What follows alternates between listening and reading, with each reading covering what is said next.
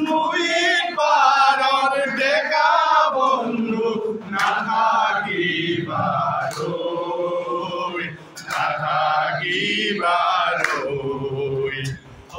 কিবা থৌবৰ লুই তৰ কুবাল ভূতে পায় অপনাৰক সকলোকে নিয়গুৰুৱাই কিবা থৌবৰ লুই তৰ কুবাল ভূতে পায়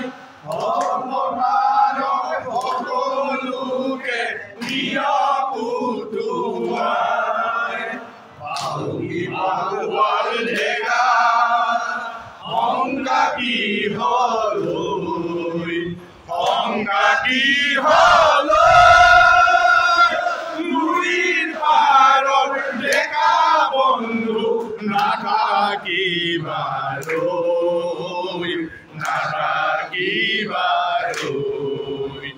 আকৌ যদি যাব লাগে লুইৰ পাৰৰ ডেকা বন্ধু নাথাকিবাৰৈ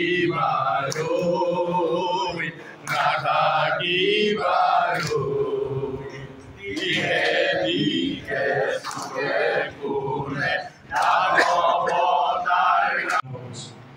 মই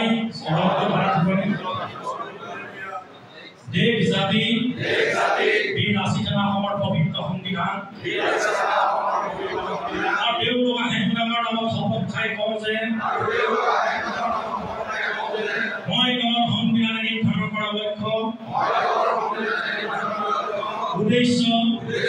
নীতি আদৰ্শত সদায় অবিচল থাকিম